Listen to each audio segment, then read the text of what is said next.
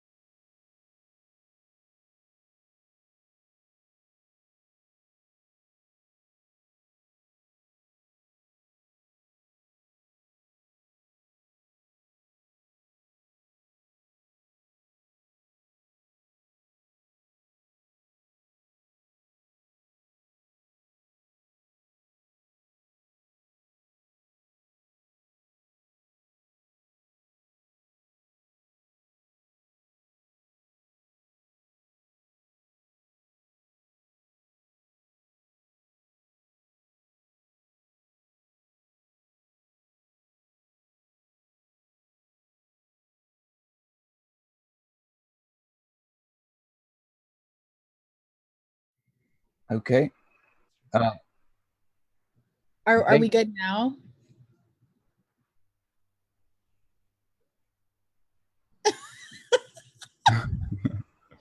Well, you know what, Dave? We're okay. So we're going to stay where we're at, Dave. I'm not going to run back through those. I mean, they can check out nonsexshow.com/schedule if they want to find out more about that. And that way, that'll save that on some time. Also, real quick, Saturday, Mr. Atheist and I will be starting a new show that will come on Saturday at 7 p.m. Eastern. It's going to be called At Homies, and what we're going to be doing is reviewing 5 videos each week that we find ridiculous on YouTube. So that's going to be at 7 on Saturday with myself and Mr. Atheist. So check that out. And yeah, all right. KC is going to talk about peanut butter now, I believe.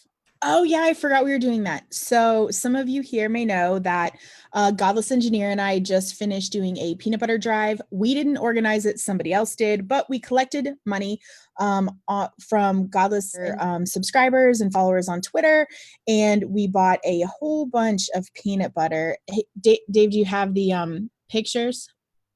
Oh, okay, it's up. So we made enough money, we collected enough money to buy 320 40-ounce jars of Peter Pan peanut butter. So there's the peanut butter. And we delivered it to the organizer. And it was interesting because when we did this, we thought, we'll just use the super chats that GE got from his normal Friday night stream, but we tweeted out that we were going to be doing it so people knew. So hopefully we could get a little more. We set our goal at like $200. That night we raised $650, and then we got almost $300, well, about $350 more over the next few days. So I had to go all around town because there was the limit of 10 since I got the peanut butter buy one, get one at Publix. So I had to go all around town to 7 different Publixes in North Alabama to buy peanut butter over the course of 5 days. So it was a lot, but it was great. It was 800 pounds of peanut butter, and it is going to orphans in Haiti. And so, yeah, that was a really cool thing. And we're going to be working with them. The organization that did this, we're going to be working with them to bring a bunch of printed t-shirts. We're going to collect those in September from viewers. And basically printed t-shirts people already have, used ones that are still in decent condition. We're going to send those to Haiti. And then in October and November, we're going to be collecting used toys to send to the Haitian orphans. So how can anybody have anything negative to say about what you're doing? Oh yeah, so I forgot when we started doing the peanut butter thing, it was really interesting. On the second day, some guy was really concerned that the peanut butter may not be keto friendly. And we got a nice picture of his abs because he's on the keto diet, and that's super important. So he was talking about all the bad ingredients in peanut butter, corn syrup, all this other kind of shit. So I took a picture of the ingredient label on the peanut butter, and no corn syrup at all. Basically peanuts, sugar, palm oil, and salt. So when I posted that, someone freaked out about the palm oil. And I was like, what the fuck is going on here? So that the palm oil was sustainable. That was their big concern. These are first world problems. That's the issue. Like and you're sending peanut butter to starving kids in a third world country. And you're worried about keto. I'm sure the starving kids are going to be like, I'm sorry, there's palm oil in this. Right. How can you expect me to eat this crap? Yeah, and I have to know if it's sustainable. Well, so here's the deal. It is sustainable, but I didn't tell the person who made that comment that until after I cussed that person out because I hadn't had coffee that particular morning and before the comment. So anyway, that's neither here nor there. So the last major concern we had is, are the jars recyclable? Yes, the jars are recyclable, but it doesn't matter because the kids wash them and fucking use them for shit. So it's fine. Anyway. Okay, now I think you're gonna ask these two fine gentlemen about their MythCon appearance, right? And then we'll jump straight into the conversation. Yeah, so both of you guys are going to MythCon, right? Yeah. So I wanted to get each of you to basically explain your role in MythCon and what you're going to be doing there. And then the second thing I want you to give us is, what are you looking most forward to at MythCon? I'll let Vadim start. All right. Thank you, Bunty. It's very gentlemanly of you. Okay, so I'm going to be on the first panel of the evening, or the day, I guess. It's not going to be the evening. That's going to be with both Armored Skeptic and now Jacqueline Glenn. She just joined in. And also David Smalley and Godless Spellchecker. One of those two. Allie Jackson? No, Allie's out, I believe. I didn't know that. I'm sorry. Yeah. Jacqueline took her place at the last moment. I don't know exactly why that is, but yeah. So anyway, we're going to be discussing how polarization has affected the atheist community. There's things that I could say that of what I believe, but I think it's probably best to wait till then to get it all out in the open. And we had a talk yesterday, which was pretty cool. Just kind of talking about the general layout of probably what the conversation is going to be, and I look forward to having that conversation with those folks. And as for what I'm looking the most forward to at MythCon, I don't know. I kind of want to make that picture that Sargon did with Lacey Green from from VidCon last year, where she looks like she had been crying and she was like at his side. I want to recreate that photo with Sargon crying at my side, kneeling down, like about like 5'3". That's my goal for, and maybe I can get him drunk, and maybe a little will happen. No. That's, I don't know where I'm going. I am sure he will oblige you the picture. Yeah, I'm sure he'll do that. Yeah. All right. Well, we'll see. All right. What about you, Bunty? I mean, I'm just going there as a special guest. I spoke to the dudes at behind MythCon, Sean, and I'm fucking drawing blanks, and I feel like shit right now. Holy shit. I'm a little high. I do apologize. I'm like, Brian. Yeah, I had to smoke a joint before talking to Vadim. I was like, I gotta do it. I have to do this. If I don't smoke a joint right now, I'm gonna be fucked up throughout the entire interview. Whatever it is. That's my pregame ritual too. I drew you to smoking weed. It's my man. You triggered me. I'm literally a gateway drug, weed, bro. I had to do it. Oh my god. Anyway, so I met the VidCon guys, and I feel terrible for actually drawing blanks on their names because they're fucking great. It's Sean, Brian, Dimitri, and Fritz. There we go. Thank you so much. You're welcome. I got your back. Come check this out. And holy shit, it's just my brain has been so scattered lately. I've just been so fucked up.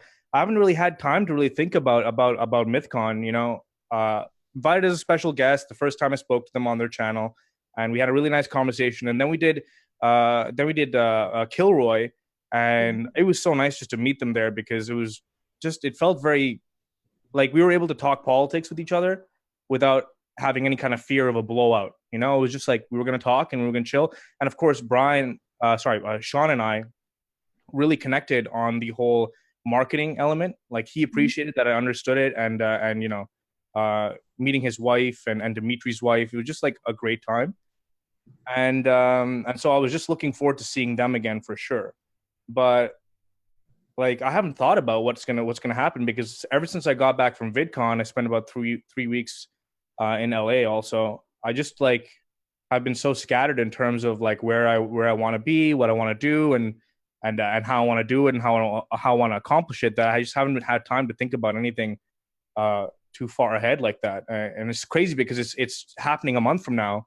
And I still in this, like, it's too far ahead to really think about it. I'm thinking about it afterwards. But I guess like just the basics, just meeting people and seeing Chris and Derek again. You know, like those guys, I just love those guys. So seeing them and just being able to hang out with them, have some laughs with them, is something that I'm really looking forward to. It's always nice to bump into Sargon. You know, I hosted his event in New York, and it was a lot of fun. You know. The audience was really nice. I got some laughs out of the audience, and so I'm down to see him. Anybody that I've already seen, I'm like super happy to see again. Anybody who I've been interacting with regularly on the internet, I'm really happy to meet as well. So anybody that's pretty much going to MythCon, in my opinion, is someone who's reasonable to an extent that, you know, they're not going to try to bite my head off. And that includes Vadim. So that whole part about me smoking a joint before talking to Vadim is obviously, there's lots of jest involved there, but like, you know, like I'm excited to meet Vadim too in person. It'd be really cool.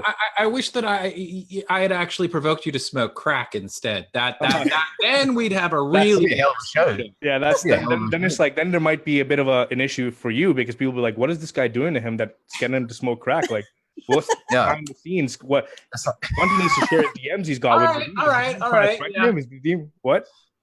No. That would be an accomplishment in my eyes. Not you. Not easy to do that, but just thinking like, wow, I drove that guy to smoke crack. No, like, yeah.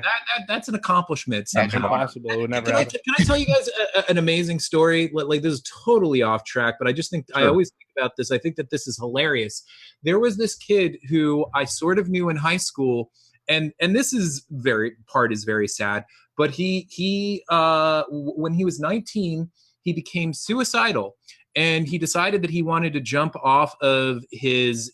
I lived near Manhattan. He wanted to jump off a rooftop in Manhattan, and he had never smoked crack before. So he bought some crack, and he had the intention of smoking the crack and jumping off the building. And he smoked the crack, and he realized, you know what?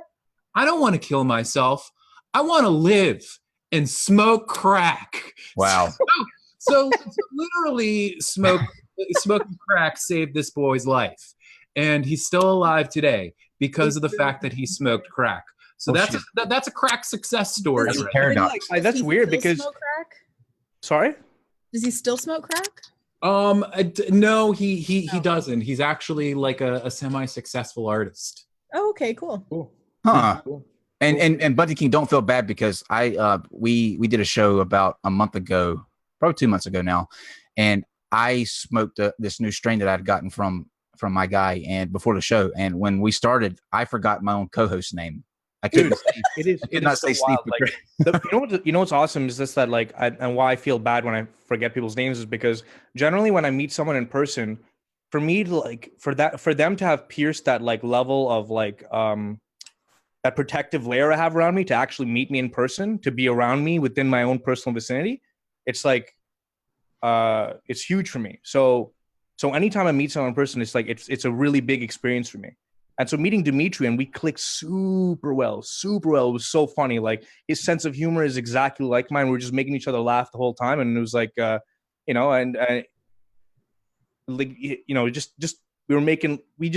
was really cool. And the thing is that like forgetting his name for just a second because like I'm like my mind's aloof, it makes me feel kind of bad because that's how I treat like in real life relationships when I form them, like anytime I meet someone that's a friend, it's very intense for me because it's like I'm like letting my guard down completely to be like, yeah, sure, like you can hang around me, I'll talk to you about anything, Sure. Well, I wouldn't worry too much about it. This is my show. I'm sure they're not watching. Oh, well, I mean, I don't really know what's going on there. But I did ask them to watch. I said we're doing this, so come watch. Maybe they are then. I wouldn't feel bad though because Steve is I talk to Steve every day on a daily basis, and to jump on the show, and I could not for the life of me come up with Steve McRae. I mean, I was just blubbering all over the place. So well, that's because Steve doesn't really exist. This is true. All right, Casey, do you want to tell everybody about how this is going to go and what we're going to do now? Well, we're just going to let the guys talk. So they, we pretty much give them the freedom to talk about whatever they want to talk about. And if anybody follows the both of them on Twitter, you probably know that they have differing opinions on some things. So they're here to talk about it. So I don't know which one of you wants to start or if there's anything you want, but we'll basically just don't talk over each other. We're not going to time. This isn't a formal debate. It's just a discussion. And it can go wherever you want it to go. Yeah. Just try not to talk over each other. I'm good. I'll hold back. I'll let him talk. I don't mind. I talk a lot, so does he. Take a break from talking. Yeah, you both do. Bunty, you know something? I'm gonna get you. I'm here to get you. I'm sure. So do you want to start, Vadim, I guess? I'm saying that for two reasons. One, because that was in your ad, you said I think he's gonna get me. I think he's gonna get me. So that's what I'm referring to. And you've also I did do an ad for my I did do an ad. I did two ads for like some content recently, which is so weird. It's weird. I'm making ads for myself, which is just strange. Right. It is what it is. But before we start, I think we have to talk about perhaps the most important topic of the evening, which is I'm trying to figure out who all those 80s rock stars are in that record sleeve. And I have no idea. I have no idea. Well, see, I can tell. I can see the top left. That's the Stray Cats. That's definitely Stray Cats. Then underneath, that's Phil Collins. And then all the way to the top to the right, that's Phil Collins. What? That is Phil Collins. Yeah. Chubby, that's like his studio days. But then I'm thinking, is that Lover? Fuck with the Foreigners. That's Foreigner on the bottom left, right? Okay. And then is that Brian Ferry in the middle? I don't fucking know. I have no idea. Vadim, you're the old guy, okay? You're the old guy. Thanks for pointing that out. But it doesn't say on the the mock Polaroid images there what it looks like there's some sort. Okay, it you know what? It just says the name of the artist that it has. So it has Billy Joel, Human League, Foreigner, Phil Collins. So that's Billy Joel. Yeah, it's Billy Joel in the middle. Yeah, okay. Yeah. That's a weird Billy Joel picture. Literally, you know how we we thought this whole set would work is that my producer moved into the studio and there was like a whole bunch of old records that were left behind, and like some old couches and like a dilapidated frame like you see there. And I was like, fuck, I gotta make a set with this. And the sword, I was like, gotta do something. Like, there's some weird shit here. Let's just put it together. And I took the first record off the stack and I was like, got some nice colors on it. I like it. You know, it looks pretty nice, neat. Slap it in between in the dilapidated frame, and that was it. Like, I don't even pay attention to who it was. I was like, colors look nice. It's actually a cool story, though. The eyes, you know, that's what it is. Story. All right. Yeah, but I didn't spend anywhere near as much thought on like who the hell each person was, and the fact that when you said, "Oh, that's Phil Collins," I look over and I'm like, "Holy shit, Phil Collins with hair!" Like for me, like when I first heard of Phil Collins, he had no hair. He's got hair there, you know. So it's like, it's funny. That's a good Vadim. Yeah. Speaking of cool colors, whoa, my baked Alaska glasses. I can't see you. I can't see you. You can't. I'm looking directly into a camera, Vadim. Like I can't see you. Well, that's too bad because wearing some orange and pink tinted glasses. I look like the biggest badass on the face of the earth right now. This is I actually bought these. I was telling the guys earlier. I bought these because literally. Producer's gonna turn around. He's gonna show me. Yeah. I don't want to fucking knock his. Yo, you got your thing back there, bro. Hello. Wait, he can't see me. I can see you now. Now I can see you. Hold on. He's moving this out of the way. Oh, Mac. Kind of 2-bit operation are we running here?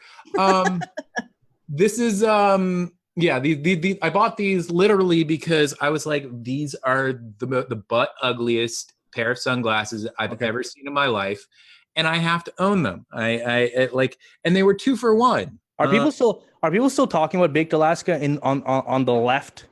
Are they still talking about him? Is he someone that still comes up in conversation? He's someone who comes up as like the butt of jokes, you know. I mean, he's now I believe a dog walker. He like moved in with his parents, and some people think that's kind of funny. I mean, in a way, I would prefer the guy to kind of move on from the whole alt-right thing and kind of realize that that all that stuff is kind of bullshit, and kind of maybe make some sort of like mea culpa, saying like, hey, I was into some stupid shit, everybody, and then I'd move on. But that's pretty much the way that he comes up. Oh, so I mean, because I haven't texted him or anything like that, because I wasn't sure like if he wants to be bothered, because I feel like his online presence was significantly reduced. Like, don't see him pop up anywhere on Instagram. Don't see him pop up anywhere really on Facebook. Like, don't see anything about him. I don't even see like people talking about him really. So I was just like, I wasn't sure if he ever wanted me to reach out. So I wasn't aware that he was a dog walker. But that sounds like a fun job. I mean, dogs are awesome, right? So yeah. I mean, but I don't know. Like, I just like don't know where he's at. Do you do you guys think he's what? You guys are saying that he's still like an alt-righter or something like that, or he's just like? Do people still see that, or has he been active about his political opinions at all, or what? I think that he's kind of given up on like trying to kind of assert his political opinions in like a just on YouTube and places like that. I don't know if he's changed, but I mean, like I think he's someone who we were actually, before you joined us, we were talking about him and how he's such an interesting kind of person, because he's someone who I think kind of if you don't know much about him, I think he kind of looks like the kind of dude who like at a high school party would be ripping bong hits, watching Caddyshack or something, or straying through. But that's exactly how I thought of him when I first met him too. Yeah, but yet at the same time, yet at the same time he marches at Charlottesville and chants "blood and soil," and which is will not replace us, which is ridiculous. And he's super, at least super anti-Semitic. I believe he's racist as well, but although I think he's into having an ethno state, which a white ethno state, which to me signifies. You're saying no, that's not. No. I'm just watching and listening to you. Yeah. I'm looking at you and I'm listening to what you have to say, because I'm just trying to hear what everything is being said about him. I really don't know. Because the times that we did speak, we spoke about things that I, for the most part, was like, yeah, that makes sense, because it was just like we were talking about how people are too intense and everyone wants to fucking cut each other's head off, and we would like for people to be able to talk. That's the one thing that I think we really, really connected on. And I did end up calling him at some point when I was going through a pretty bad period in the winter. And I called him, and he took time out of the day for me to talk to me about a problem that I was having. And, and he helped me out. So wherever he is, I'm not paying attention to what he's doing, because he hasn't reached out to me. I haven't reached out to him, but like wherever he is, I just hope he's doing well. I hope he's okay. And I hope that he's, attaining some level of happiness, because I feel like a lot of these problems stem from like the fact, obviously, that we are unhappy about a certain situation. And I think that like, if you personally try to work towards your happiness, or at the very least make it a task on the daily to make yourself happy just as you are, there's like, when you get involved in politics, you just end up doing all sorts of weird shit. It just drives you to do things in a way that's either like just way too extra, or that's what I feel. And this is not like an apologetics for him. It's like, it's literally for anybody, how I felt about when I started talking in politics and just, weighing in on things. I was a little bit more boisterous. I was going in and I was like being a little bit more, aggressive right away. And I started thinking about how the problems that I'm having in life and the areas in which I'm unhappy. And so I was like, okay, hold on. Like, how about I just change it up and just try to make it so that I'm trying to be as happy as possible. And that involves having normal conversations with people without wanting to tear them down. Sure. I have a question for you. I'm just curious what your, and there's no right answer here. What your belief, your perception of me is. I mean, do you think that I'm someone who just flat out rejects having conversations with people on the alt-right? I don't think so at all. Yeah. I think that every time that you have talked about it, you've always talked about, you can have these conversations, but you have to be prepared. That's the general idea that I see. The argument is that people are like, you have to be prepared for these conversations with these people, because they're going to say things that, so you have like that, you know what I mean? Like, that's the only thing that I've ever got from you and from people like you. But then I've always viewed it, and I do apologize, I've always viewed it as like, but like, no one's having these conversations. So like, why can't I just talk? Let me just talk to these people. Sure. Let me, kind of, because this is something that I've been kind of wanting to, I've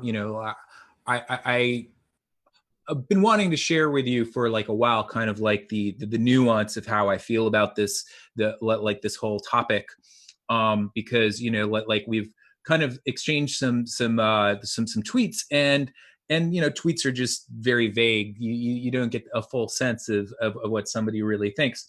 So I know that you have gotten a lot of shit from people online on Twitter and whatnot, of certain people that you've had conversations with. And I would probably venture to say that I would not be surprised if a good deal of the blowback that you get for that, that a lot of those people are being like, just being assholes, and they're the kind of people who, even if someone was like having a conversation, very straight laced, conversation that oh, yo, Vadim, you cut out, man. You cut out, dude. Shit. You were like, I was totally getting into that, man. Hello. Okay. Am I back? Yeah, you're back. Am I back? You're back. Just so the audience knows, it wasn't CC. CC is super intelligent and knows not to do these things. But another one of the cats, there's a harem in this house, chewed on the microphone wire, so it shorts out every now and then. I apologize. Are you like a crazy cat lady, but man? Yes. Absolutely. Yeah, of course. It was evolutionist. How is that not obvious? So this is how I feel about it. You know, I mean, look, I can give like, I'd like to get into it a little bit so kind of people just know a little bit about where I come from. And this is really kind of getting into it. But it's like when I was young, you know, I grew up with my fucking grandparents in the house. And I hated everything they watched. They watched Murder, She Wrote, Matlock, basically Rockford Files. Basically, if there was a senior citizen and they solved crimes, my grandparents would watch it. But the one thing that they watched that I really loved was 60 Minutes. And at a very young age, I kind of, I would say that I developed an appreciation for well done interviews, for well done journalism, and things of that sort. So, you know, I sort of have this like standard, which I think is very difficult for people to like live up to, that I think is like the best. You know, like you have someone like Christopher Hitchens, who interviewed a Holocaust denier. I've seen the clips of that. That guy seemed like he was fucking awesome, like really good. Yeah, I mean, and again, like Christopher Hitchens is like practically no one on earth can reach his level of greatness when it comes to just a whole number of things. But I kind of have it's like, because I wanted to actually find the interview that you did with Baked Alaska. I couldn't find it. Is it still up? Yeah, they're all still up. Every interview's up. Okay. Yeah, I had a hard time finding it. They're all like unlisted on like, but they're, because the reason why I unlisted them was because I needed to I wanted to take them out of my watch time because they affected the average watch duration.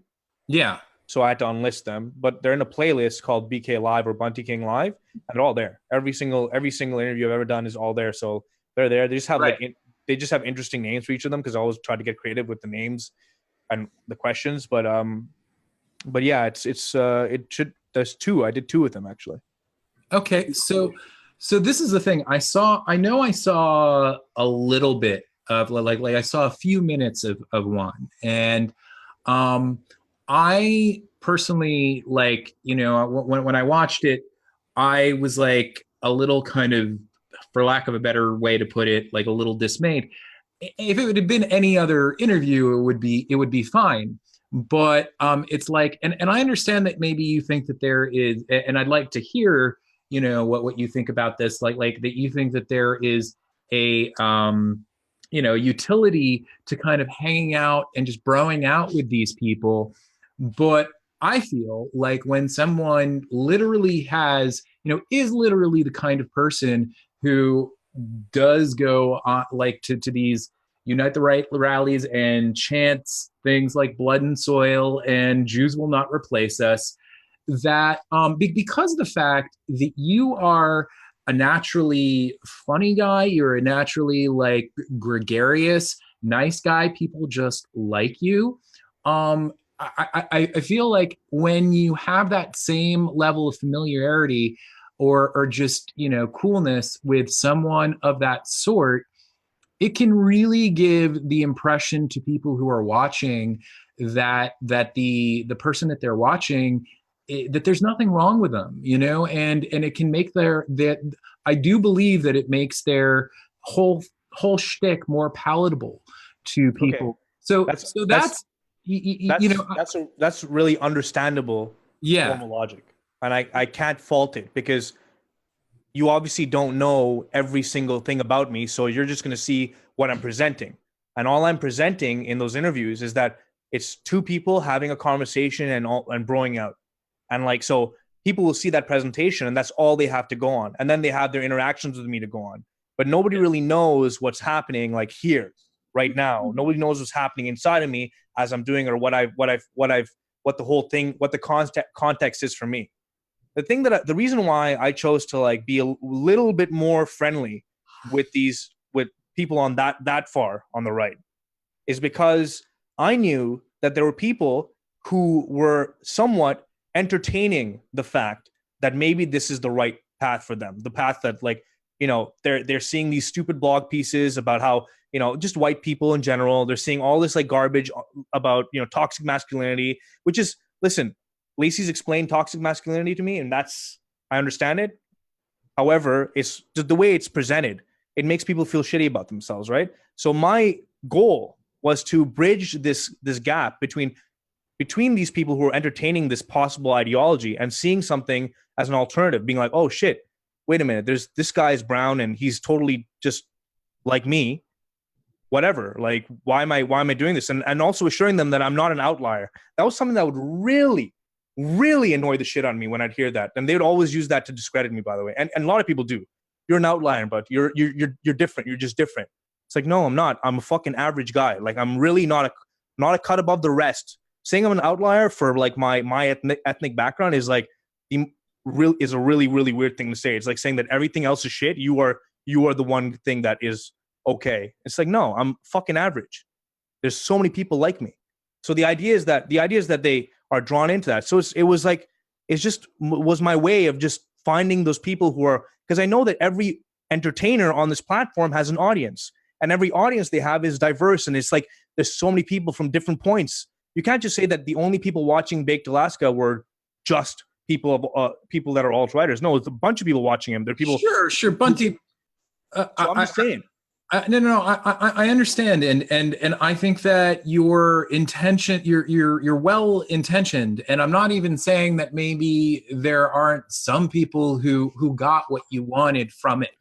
No, dude, I get messages all the time. I play video games. There's one kid who's like, I was entertaining alt-right stuff before I started. There was all sorts of content that I was exposed to. This is a kid that told me this. There's people who have DM'd me, who said like this. It's very easy to fall into this path when you're feeling beaten down about something. And I'm like, yeah, I get it. Listen, it's all good. These are things that have happened. People have been. It's it's so cool to see that there's some people who have entertained more liberal ideologies because of my attitude.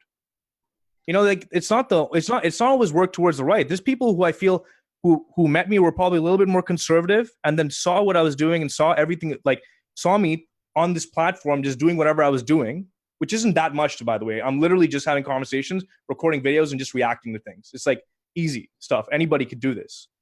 So they see that, and for some reason it inspires them to be a little bit better than they were before. And that's cool. I'm not, I don't share all these stories because that there are also people who, you guys. I'm sorry that I'm talking over you, but I just wonder if you think it's possible that there are also a certain amount of people who are watching who get a different impression, who get like, look, I think you're smarter than this. I wouldn't I wouldn't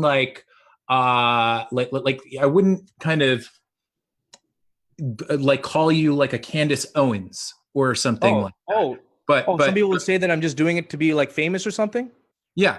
Is that what you're trying to get at? That's not what I'm getting at. Vadim, let's just make one thing clear here, okay? Just be blunt with me. Be real with me. Don't worry about saying something that I'm going to perceive a certain way.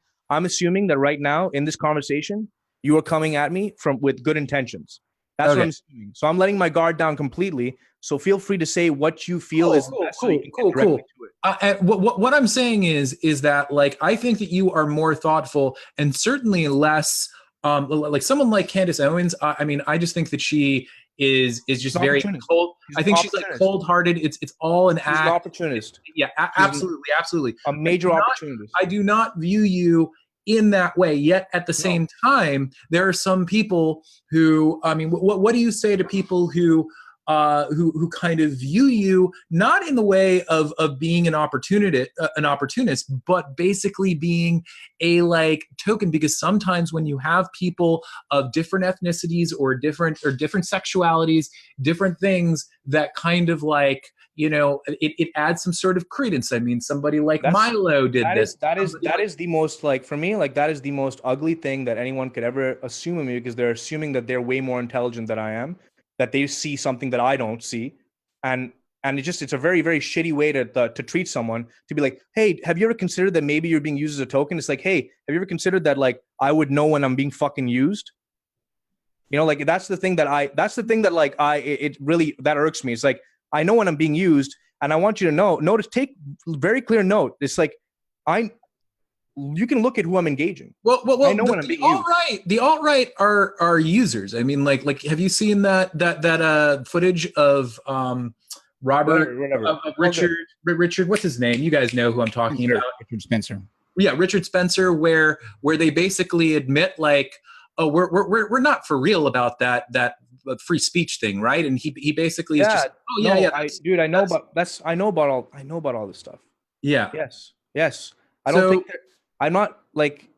think that, like, I don't get it. Like, what are you trying to get at? I know this.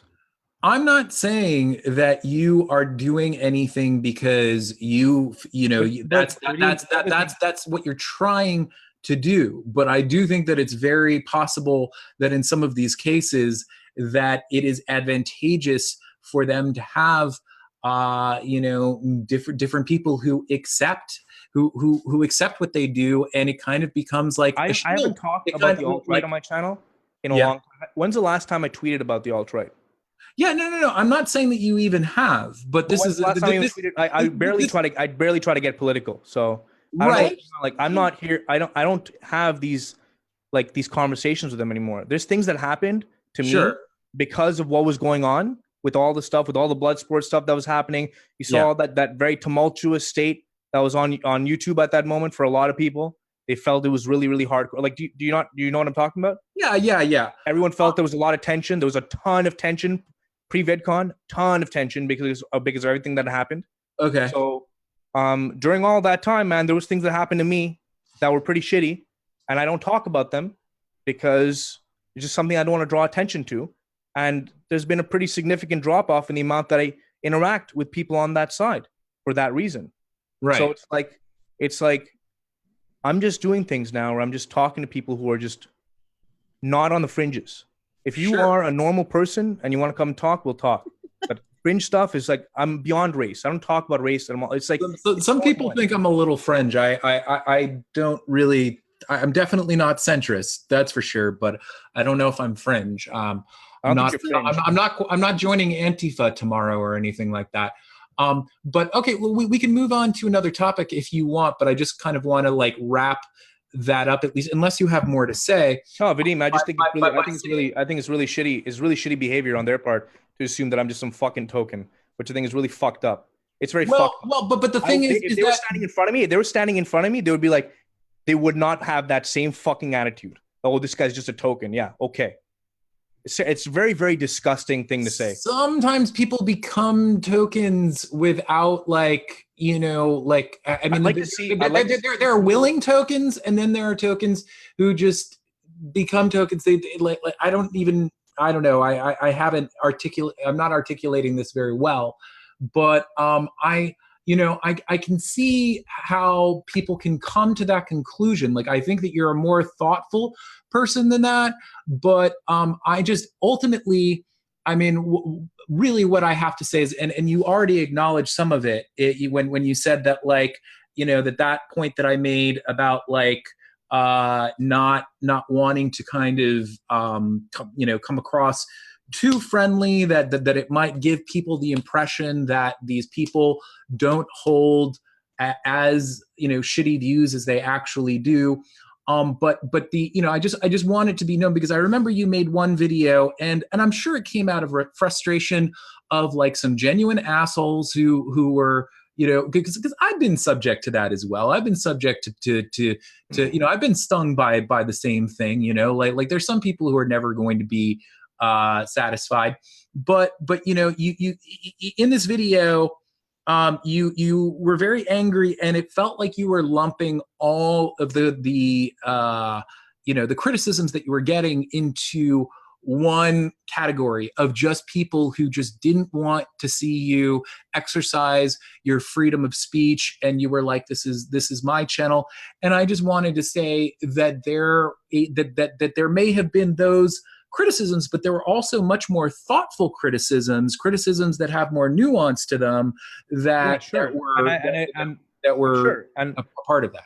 But I've always known that, Vadim. I've always known that because those criticisms have come to me. Those criticisms about like naivete, for example, they've come to me. People have managed to criticize me in an effective manner by being chill with me. That's just the first condition. That's the only condition that I ever meet, is that you're chill with me and that you're not trying to fucking take me down all the time and not trying to fucking get one up on me. So that's the one condition. So if someone has that attitude and they're willing to approach me, they can totally just approach me like that. And then they can give me a criticism. It's really just that simple. So I haven't ignored those criticisms. They've come, but if they get mixed in with screechers, like if there's screechers there, no. Let me ask this. I don't care about the screechers. That's the only thing I don't care about. There's plenty of things that I just completely tuned out. Can you hear me completely? Can you hear me? By the way, the word leftist. Yeah, hold on 1 second. Muted for me. Okay. Are you good? Okay. Yeah, I have one question. I'm sorry. I just hold on 1 second. Let Bunty finish his thought there, and then I literally wasn't sure. I'm sorry that I cut in, but my mic kind of shorted out, and I wasn't sure if you guys could hear me when I started.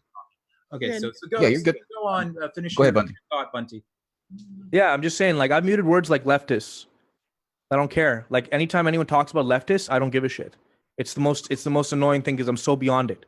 It's like, listen, if you're chill, you already know that you want these things around. You just want good shit.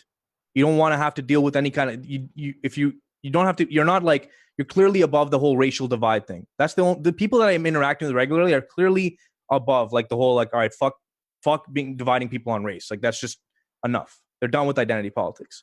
So that's the one thing that I'm done with. So leftist, which is also, I think, plays in identity politics, because everyone's suddenly right, left. I'm right, I'm left, I'm conservative, I'm liberal. Like, identity politics, once again, it's all identity. It's like you're not really talking. You're just talking about your identity. Okay. Well, I have one question in response to that, which is not the last thing you said, but I'm just curious. Do you feel that you maybe at all have ever unintentionally given certain people or persons like a level of respectability that they didn't deserve? No. Not even. I think that you guys overestimate my ability. Well, not even when you said that Stephen Molyneux could that there's no way he could be that bad because of the fact that he's a dad. Yeah, but did you listen to the rest of that interview, or did you only hear that snip?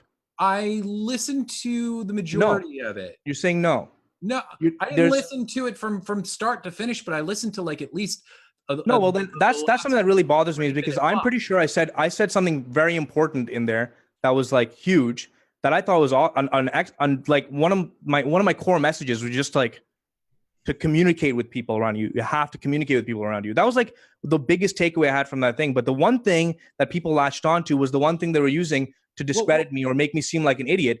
And what I said in that moment was obviously silly because Dave Rubin checked me right away. He says, "Oh, and so Darth Vader?" And I'm like, "Oh, wait, yeah, you're right. I guess that's kind of silly." Okay, so that is an example of you maybe doing that. Yeah, but I see the good in everybody. There's obviously good in everybody. There can be good in everybody. There's good in absolutely everyone. Even the dumbest, shittest guy that I've blocked, there's good in him too. I'm certain. One at a time. I believe you did a video recently with some black guy where you guys brought up where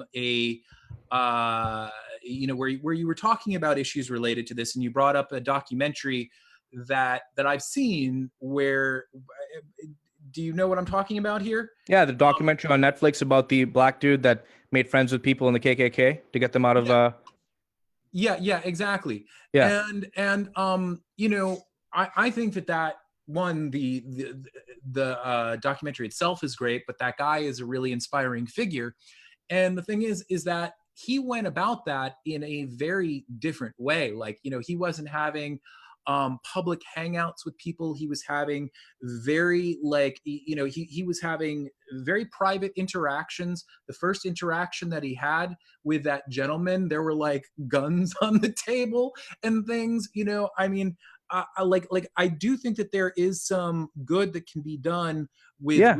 with reaching out to people and trying to get them to change. But I happen to think that that's something that should be handled privately, behind the scenes rather than in yes, front of the and camera. I'm okay with that. I'm okay with that. In fact, that is the attitude that I've adopted recently. I don't want to like have conversations with people who are on the fringe, so where they have issues to this point where if I have them on the channel, it's going to cause an uproar. That's something that I don't want to have. And that's something that I noticed every time I had someone controversial on, no matter how well I think I performed in the interview, people were really, really upset. And I was like, there's something wrong here. But now, hold on. I'm agreeing with you. So I'm just letting you know I'm agreeing with you. So I'm not going to interject.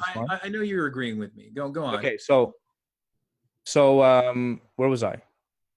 We're saying that you wouldn't have people on your channel if it caused an uproar. Yeah, it would cause an uproar, and those were the interviews that I liked the least, even though I may have felt I performed the best in them. The interviews that that I loved the most were with ContraPoints, with this dude named Muke, and Theron Meyer, some black guy talking to him. Those were like my interviews that I really enjoyed the most because they were just like chill interviews where I talked to someone and that was it, even though I feel like they weren't as representative of my abilities as an interviewer or someone a conversationalist of sorts. But so now what I've recently started doing is like, I've been looking at how the content I've been producing now, and I'm thinking, okay, this is way better than having to deal with that all the time. And I don't want to have to deal with that, but I do obviously care about these people. So I don't mind talking to them behind the scenes and hanging out with them behind the scenes, or, and just making sure that, like things are chill. But I'm not going to ever like discredit someone publicly and be like, oh, that guy is probably a bad guy. Like, I don't want to say that about someone because I've seen a part of them that's good. And I can't, by saying that they're just a bad guy, denies that part of them that I saw personally that's good. So that's the fucked up thing about all of this. It puts me in a really serious bind. So many people that like have they made mistakes? Yeah, for sure they made mistakes, and some have made worse mistakes than others. But I'll admit, I've met people who I visited a friend at Antioch College. This is years ago in upstate New York, and met this guy who I thought was hilarious, and I thought that we really bonded. And then the next year, he shot a whole bunch of people, killed a teacher and 2 students. And so, I mean, look, that's just one of a billion examples. People can be better selves at certain points. And it's really, I understand that it can be really confusing when you meet someone who is really cool to you. Also, sometimes it's very advantageous for people to be that way. And that's one thing, bringing things back to MythCon, that's one thing that I'm a little wigged out about, because it's like, I know that some of these people, I know that, for instance, like not everyone who's there are people that I feel at odds with. Like you're someone that I feel like I could probably be chill with. And there's a number of people I feel that way. But then there's people like Sargon. There's people like, and I know that she's a good friend of yours, but like Roaming Millennial. And I don't think that these people are necessarily, well, I certainly don't think Roaming Millennial is an idiot. But to me, there is a level of disinformation that those people put out there that is so pervasive. And I feel like it's very destructive to like both political and discourse in general. And so it's difficult for me, even though that I know that maybe Sargon can be like a great dad, and maybe like, if you completely divorce him from all the bullshit that I think he does, that like he can be a good guy then. But it's going to be a little weird for me, because it's like, I feel like a little bit of pressure from some of the people to kind of be friendly with these people, and like they have, in my opinion, kind of. So you're gonna be like really? Are you gonna be really guarded? I'm not going to like be an asshole to them. Like I'm a professional. Okay, good. I'm a professional. So like certainly like before the whole, as things are going on, I'm not going to be unpleasant to them. I'm not going to like give them like cold stares or anything like that, because I think that that's really that's not professional, it's just, and Very and, impolite. and there's a part of me that perhaps would like to do that, but it's like, I treat it like I would being on a movie set or something like that, like if fucking I don't know, like James Woods was in a movie with me. I mean, I think he's fabulously talented as an actor, but he's a piece of shit as a human being. If I was in a movie with him, I'd leave that off the set. Maybe once the movie's done and there's a rap party and we get into a conversation and he starts talking about how immigrants are filth, then maybe I might tell the guy, hey, fuck off, James Woods. But but while the whole thing is going on, I don't know. Maybe we're straying a little too far from the whole topic, which is, that there are some kind of there are two things that have happened within the past couple of weeks that might be interesting to talk about concerning free speech, and maybe we should jump to that. If I have not been really paying attention to politics. Okay, well, for the last bit, I have not been paying attention to politics, so anything that I say is like I'm not included in at all. Okay, well, I don't think you have to know that much about it to really have an opinion. I mean, first of all, there's the Alex Jones thing. Alex Jones had his channel removed from YouTube. How do you feel about that? You don't give a fuck? I mean, I'm very apathetic to it, but at the same time, I'm like, it's like, he was operating for so long, and then all of a sudden they were like, there was no terms and conditions that changed overnight. Like they didn't update the terms and condition, and then I woke up to that, and then Alex Jones was banned. I woke up and everything was normal. There was no changes to my recollection, and he's gone. So at some point they decided, you know what? Yeah, he's been around throughout these. We've had him around for this long. Let's just get rid of him, which I think is a little bit weird. But then there's the other side where he does say a lot of really ridiculous shit, and there's people who legit believed him about stuff, and that's an insane kind of disinformation. Like no one's gonna go to roaming and start believing some kind of really crazy conspiracy theory. That's what I think personally. I don't think that she feeds those people. I think for the most part is like very normie conservative. Yeah. So do you guys think that these kind of people should be platformed? Like, yes. I mean, I think that Alex Jones, personally, I think, and I've kind of changed my mind on this within the past few days. I personally think that he should be on YouTube, and I fucking hate saying that because literally, he should be platformed. He should be platformed, and you know where he should be? There should be no problem in putting him in, like, making a category called force categorizing him, instead of news, making sure that he's under comedy, because that's not going to screw him over. He still gets to talk, but whoever owns the platform has decided that his content is actually just comedy, not news. Good idea. They can put him in a comedy section, and that's it. And like he still talks. He gets to talk as much as he wants, and then people get to go ahead and take whatever they want from it. Because look, at the end of the day, you can get some truths out of comedians. You definitely can. He's not really a comedian. I mean, he's ridiculous, but I mean, he. What I mean to say is just like, is a journalist. I mean, that's really of course, but that's what he portends to be. Journalists need to have don't they have like an ethical board? Like, don't they have like a they don't, unfortunately, and it'd be really difficult to kind of really. I think officiate something like that because of like the vast differences between left and right media.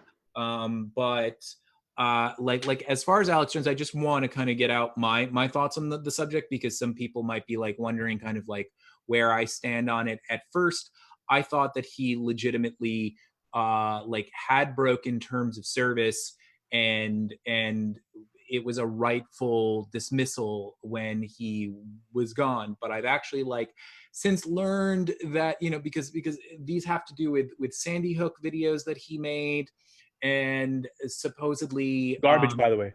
I'd never seen those before until like Drunken Peasants last weekend. And I was like, holy shit. Honestly, like I've always said this, if like there was some sort of scenario where someone was like, hey, you got to pick one person in all of politics and pop culture to punch the fuck out, and I am not a like you know, a violent person at all, but if somebody was like, you have to choose one or I will shoot this adorable puppy, kitten, baby seal and your firstborn child, it would without hesitation, it would be, I would clock the fuck out of Alex Jones, because I just think that he is such a toxic human being. He's such a con artist, and he's part of a whole network of con artists. Yeah, I know. But he's really good at selling people unneeded supplements. It's very, very interesting. Yeah, and it's crazy. And every time I've tuned into the Infowars channel, because like one of my producers really loves him in the sense that he's entertaining for him to watch. Yeah. He like gets so energetic. My friend loves watching him. Every time I've seen him come in, he's talking about some fucking shit. He's trying to pitch something. He's pitching something. Anytime he came in, he was in the middle of an ad. And it was crazy the way they steal these ads. Insert these ads. It was very naturally done. And it was so like like I just don't even. He probably was making so much money. Well, he makes a retarded amount. I'm sorry, I try not to use that word, but it just comes out. It's just a word, bro. It's fine. Yeah, I know, but you're I having a conversation with me. I don't get offended by that, so it's good. Yeah. Unless you're worried about what people think about you. Are you worried about that? For a long time, I didn't. I kind of did not like have a problem with that word. But then I was in a hangout, and I actually had an uncle, like when I was young, who was profoundly mentally handicapped. Yeah, Ricky Burke's one of my best friends. Okay. And we called this. I mean, we called our uncle retarded because that was not, you know, like a taboo word back then. And he was super mentally handicapped. I mean, like just about as handicapped as it comes. And so I was in a hangout with G-Man. I don't know if you know who that is, but he's like this like infamous young earth creationist. And there was a guy there who was mentally handicapped, and I think he had what's that like syndrome where your eyes are very like far away.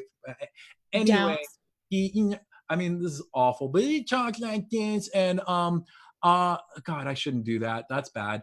But anyway, we were talking about abortion, and he was like, you know, if you know, if my mother had aborted me, then I wouldn't exist. So like, you know, I think abortion is terrible. And I said to him, I said, hey, listen, look, I had a retarded uncle, and oh my God, this guy just got so pissed off. That would be bad, Vadim. For saying that. He was like, oh my God, how dare you use that word. And I could not get a word in edgewise for the rest of the time. So I've now successfully completely forgotten my original point. I brought up an offshoot story. I actually have a question along this string of thought here. So, and I thought of it while you were like pulling back your words and things. Do you think that people should be able to say whatever they want to say? And like in regards to offense, like is offense taken? Is offense given? Like, should you be able to say whatever you want? Yes. Yes, but at the same time, there are going to be repercussions. There's always going to be social ramifications to everything you do. So you're obviously only going to say the words that would offend people, that would normally offend people around people that you're more comfortable with. So like I can say really crazy things around one of my friends, and he's going to be like, whatever, it's just Bunty being Bunty. But then other times, if I'm at a more, you know, formal event, I'm not going to say those words. When I upload videos on YouTube, I specifically avoid saying the word faggot. I don't like saying it. You know, I've completely pushed that out of my vernacular. I try to supplement, insert different words in its place. Sure, you know? it all has to do with intention, really. But sometimes people don't get the intention, and I don't know. I mean, I'm from New York, so I've been in like parties where shame on like Wu-Tang's shame on an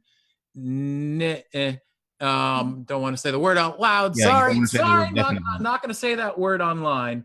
And Farside's, who is the in charge in here, was blasting, and like this is a party with like half whites, half blacks, and everybody was just shouting the lyrics. So, you know, like it's not like I'm like totally sheepish when it comes to these things. But just at the end of the day, like I realize that sometimes I don't know, people feel uncomfortable, and I don't like making people feel uncomfortable. That's why I kind of Well, that's why I don't use those words like generally in like in videos that are going to be watched by thousands of people. But I may use those words in like a room of 3 people who I've known for over a decade, and you know, and we're just shooting the shit. So that'll happen, and you know, or it may not happen, but no one will ever know. But the reality is that what I'm trying to say is that everyone caters their speech to their direct environment. So I think that anybody should be able to say whatever they want to say, so they can immediately get the feedback. Oh, is this a good thing or is this a bad thing that I just said? Because I said things out loud that I had such negative feedback that like I reconsider. I'm like, did I just say the right thing? Why are they so pissed off? And then I look into it and I'm like, okay, I can understand why that's an issue. You know, and it has a lot to do with the word. I now remember kind of where I was going before I kind of got sidetracked, which had to do with Alex Jones and him getting taken off of YouTube. So it turns out, and I don't know if this is true, but it turns out that according to a few sources that I read, the videos that where he supposedly slandered people, he wasn't referring to like I had been under the impression that he had named people's names and actually kind of like brought attention to specific people. That is different than just broadly saying that Sandy Hook didn't happen. I mean, that in itself is really disgusting, but that's not really slander. Slander is really kind of naming someone in particular and saying. But that's not why he was removed. It wasn't he was removed for so I mean, he had a video where he said where he incited people to go set drag queens on fire. Okay. He also threatened to come after Robert Mueller. So like, I mean, when he was threatening to come after Robert, like Mueller, is Mueller or Mueller? Mueller. Okay. So when he was threatening to come after him, wasn't it like very like it's just in his typical over the top like I'm Alex Jones, roar, like Alex Jones? Well, yes, but so then that's been taken out of context. Then it's been people are taking that out of context to make him look like he's actually going for him at that point, right? I think we can all agree, or I think we can all agree that they were looking for a reason to remove him. You know, like they were like that. Yeah. To them signaled, hey, this is the perfect opportunity to take him out. Like I don't think that, and it's not a far cry from anything that he's ever done before. I think it's just come to a point now where they were waiting on that first opportunity to say he violated, and as soon as it happened, he was out. By the way, it's like context is so important though. That's the thing, like because anyone can get fucked up. He also, when he did that, he kind of like mimed shooting him, like with his like a finger gun. So I mean, it wasn't. Well, I mean, how is that different from James Gunn's tweets? That's a lot of like that was him like actually like thinking about it, right? Like at that moment he tweeted it out, he was thinking about that, you know? He was joking. What about the Snoop Dogg video of him Snoop Dogg holding the gun up to the president and where he's dressed like Ronald McDonald and pulling. Yeah. I mean, context. You know, or we could take that small clip and be like Snoop Dogg threatens to kill president. Right. You know, who he thinks is a clown. So it's like anyone can get fucked up for that. So I think the context is really important, and we need to focus on the context. Anytime you're given something really tiny, you need to know the context. Like, you know, there's that video that surfaced, and this is what I did see, and I saw this because I think of Tim Pool and all that. Because although I have been trying to stay away from politics, the people I've been getting stuff from have been the ones that I've been able to see. And there's this Antifa guy that punched some dude that was just trying to get to his car or something like that. And I wanted more context for it because all I saw was a punch, and then I wanted to know more about what happened around that. Like, why was he there? How long was he there for? Like, these are things that are super important. Or you could just take the bit that makes you angry and then just share that because it makes you angry. Or you could really try to think about it, you know? And a lot of people, they're going to take this footage of Alex Jones saying, I'm going to do this to Robert Mueller, sorry. And you know, I haven't seen the footage myself, but I can only imagine knowing Alex Jones and how much of a meme he is. It's like, Yeah. Yeah. Well, I get what you're ridiculous. I get what you're saying. So here's a follow-on question for both of you pretty much, because I think that Vadim has kind of hinted on this a little bit, but made it a little more personal. Do you think that people like Alex Jones, the extremes, will go like, or I mean, not even just with the extremes, but people listen to them. People listen to them, and maybe they're stupid people that, you know, just believe whatever they hear, but people listen to them and they believe them. So are these people like more responsible because they have this platform, like responsible for things that happen? Yes, for absolutely. Say. Yes, absolutely. 100%. They need when they say things that sound insightful, they need to, because I've actually seen Alex Jones do this. I've seen him like go crazy and then say like, look, don't go out and do this. All right. Like I've seen him do that. They did, Vadim. So they like that with he the needs pizza to do shooting, that the all Pizzagate the shooting. fucking time. Yeah, the What? Pizzagate thing, the guy who shot up that pizza place, it was because of the stuff that Alex Jones said. Yeah, And absolutely. so, I mean, he is, even though he may not specifically say, hey, somebody go shoot up that pizza parlor, like that's what's being incited on his channel. So it's a tricky area. It's a little tricky though. But yeah, no, because the thing is that it's like you can't. I mean, in my opinion, you're treading on really bad ground if you set some sort of precedence where it's like, no, you can't talk about conspiracies. You can't talk about like, I mean, that stuff is nuts. But I would never like, you know, want to like kind of have a like a society where you can't talk about like Sandy Hook being a you know, a hoax, even as awful and disgusting as the thought of that is, because for a bunch of reasons, because free speech issues, and then also, you know, there's Noam Chomsky was talking about this whole kind of Sandy Hook phenomenon. He likened it to Europe and whatchamacallit, Holocaust denial. And Holocaust denial is something that is legal to do in America. And according to him, he thinks that we see less of it in America because of the fact that it's not this like kind of completely taboo sort of thing. And, but is it more how you talk about it, I guess, is because talking about it is fine, but how you talk about it matters, right? Yeah. Well, just to tag on the end of that real quick, Bunty. Shouldn't YouTube or other platforms have the right not to have that same content on, like they have the right to say it? YouTube has the right to say, nope, not on this platform. Oh, anytime, at any point, it's in the terms. They can say that they can just I've written terms and conditions for an app before, and like one of the terms was, at any point we could shut down your account and we don't have to give you an explanation. Is like, that is something that people agree to? I made sure that I put that in a contract that when people signed up for our app, they agreed to, and that was binding legally. Would you guys consider that censorship? No, it's just hey, welcome to my platform. Oh, I don't like what you're saying. All right, bye. And then it's censorship when the government gets involved and the government starts to really screw with people. That's why when I got banned off Twitter in March, I didn't complain about censorship. I complained about the fact that their fucking reporting system is so garbage that it can't tell an actual threat from like what I'm saying here being literally silly. You know, that's so absurd. Right. But when it's come to like, but at the end of the day, I accept it. I'm like, listen, they don't even need to give me a reason. I can just not exist on their platform.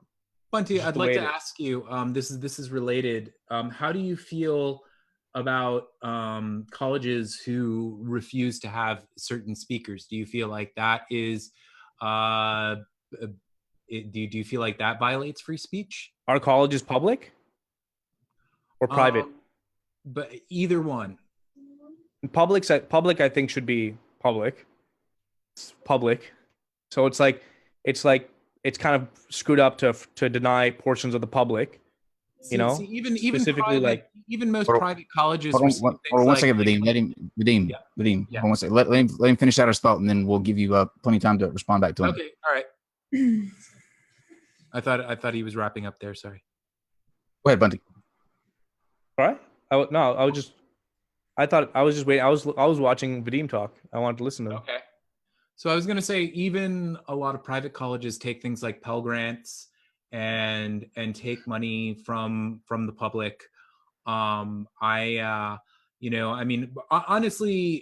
I feel like most, when it comes to like the more notorious speakers who have spoken, I wish that the protesters who protest would just kind of not pay attention, because they're just kind of like feeding a media storm. And yeah, no, they have. Yeah, like Richard Spencer doing his little tour or something like that.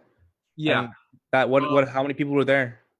But that being said, there is this whole kind of there are two misconceptions that people have.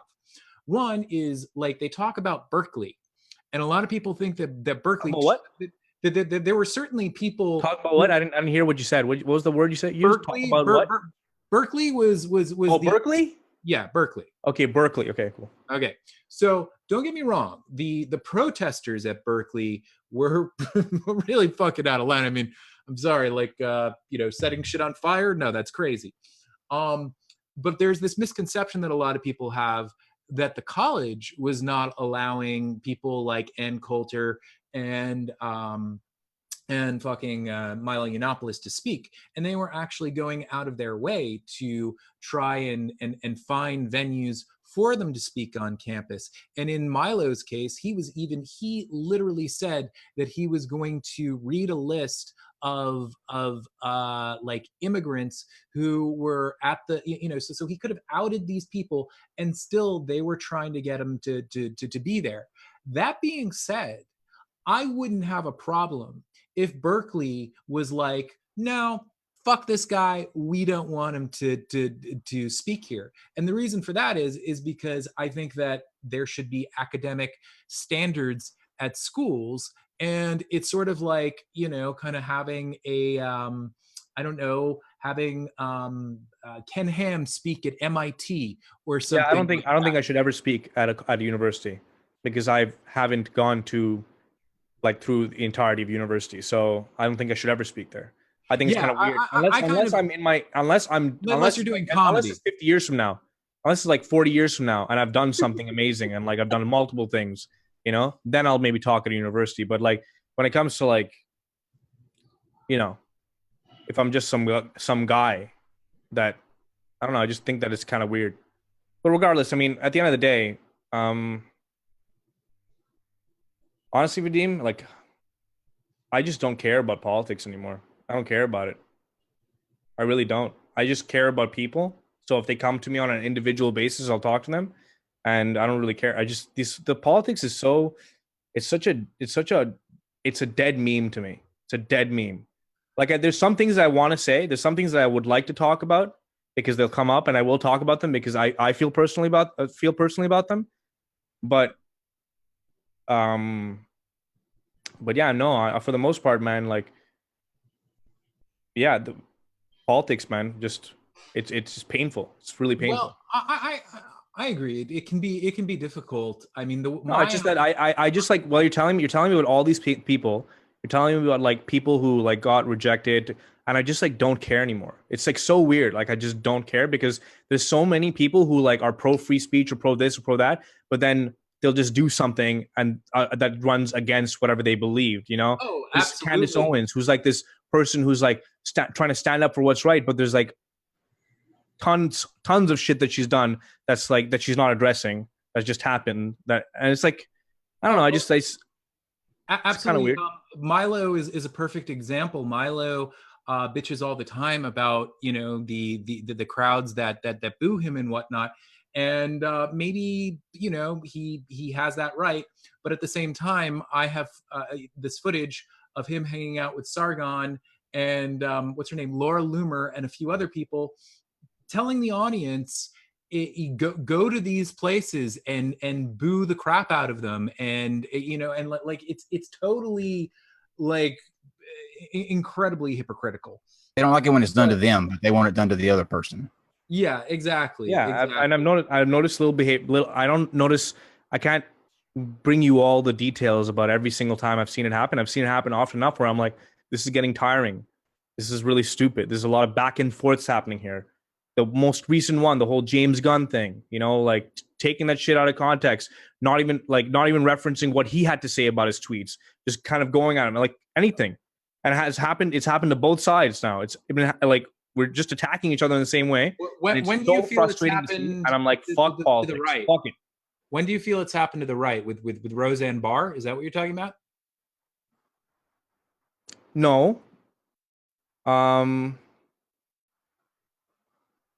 Please let me think about it. I do apologize. Yeah, no problem.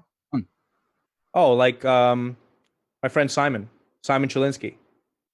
He said some. I don't know about that incident. Well, so he was the lead sound designer for a game called Subnautica, a game with amazing sound, some of the best sound I've ever heard, and he designed it. And he said some things, I think, about immigration, and he parroted some talking points that he had maybe heard on the internet or something like that. And his company caught wind of this and they fired him. And of course, the company has every right to do whatever they want to protect their own interests, and that's up to them. But it's just something that was brought to light by people on the left. Like, people went out of their way to look through this guy's life and then contact his employer and be like, get rid of him. But like, at the end of the day, like, I wasn't going to know about those I wasn't going to know about those things that he said, because I wouldn't have cared, because the sound was amazing, because he did his job. But for some reason, people wanted to take that away from him, right? And Roseanne, you know what? Like, people would have forgotten about that shit in a week if she just apologized. She said, I'm sorry, I made a mistake. People would have forgotten about that in a week, because we're all so focused on finding the next thing that upsets us. And she could have kept her job, and nothing would have changed. Nothing. Kramer. Remember Kramer? The crazy shit that he went on? Oh yeah, but that's been a while. I mean, like I believe that people, can, like, he's talked about that. He's talked about that, like, people should not have to lose their jobs, dude. Ashamed of that. As for Roseanne, I actually am fine with her losing her job, because that wasn't just for that tweet. That was for just tons and tons of tweets where she was doing things like calling shooting victims crisis actors, and just all kinds of crazy shit. And she's really crazy shit. And not only that, it's not even. And she also said it like right then, which is completely different. It's not like people had to dig through for it. She literally said it. She literally just went and said it. So there's a different situation. But sure. And not only that, I think that she's a very special situation, because in her case, the way that I look at her is that I think that she's someone who is very touched. She's just crazy. And for lack of a better way of putting it. Touched is a good way to put it. And the thing is that, like, when someone is in that condition, and and I've seen this happen a lot of times. Like I've seen like successful rock stars who are coddled and then they'll die of overdoses. Like basically, when you are someone who like is indulging in some sort of like kind of destructive behavior and you're making people money, people will overlook it. So in my opinion, the main reason why she should have been fired is because she has mental health issues that she needs to work out, and kind of allowing her to be the star of some sort of sitcom, I think kind of sets like, it allows her to like it says like everything's fine, you don't have to deal with that shit.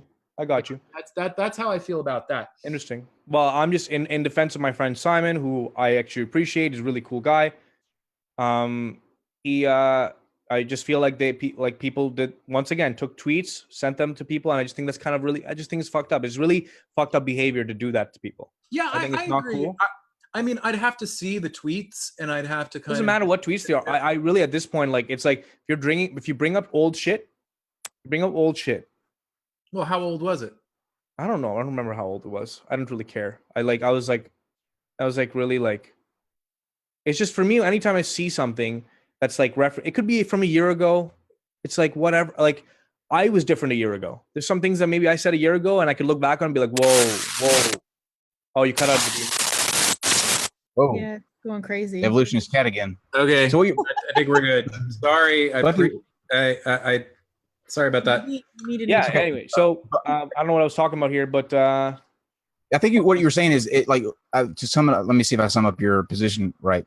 You're saying that if somebody says something from a while ago and they happen to get fired for what happened a long time ago, that's not right. But if they fire them for like if you send out a tweet the next day you get fired, that's I think it's circumstantial. It's like if they still hold those beliefs, you have the right to question people.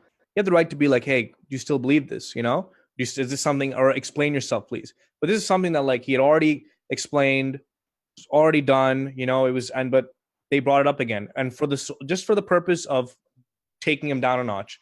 And I think that whether you think that is right or not, I think that behavior stems from a really shitty place, and that is terrible behavior to have.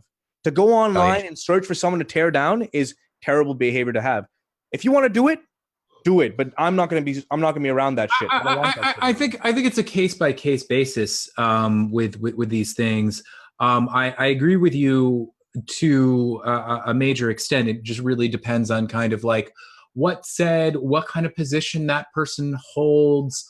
And then also I do agree that like in a lot of these situations, rather than just jumping to firing them, they can kind of use these opportunities as like a teaching moment, a moment for the person to kind of like really genuinely say something. I don't know, but then there are situations where, like, you know, if it's really over the top and there's a lot of them and there's, I don't know, and they have like a certain type of position, I can see sort of the whole thing.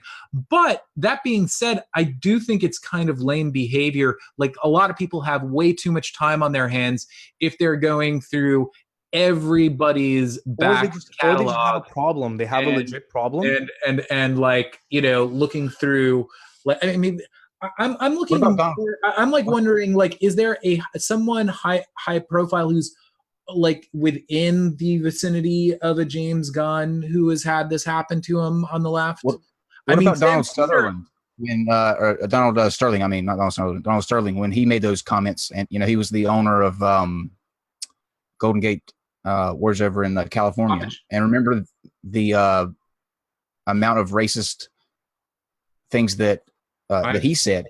Yeah, he was saying some really, really crazy shit. Right. Yeah, but he kept it for a while. I saw Bill Burr bit, and it was on Netflix, and Bill Burr was talking about how it was like the most compartmentalized version of racism he was ever seen, because he was just talking about Instagram.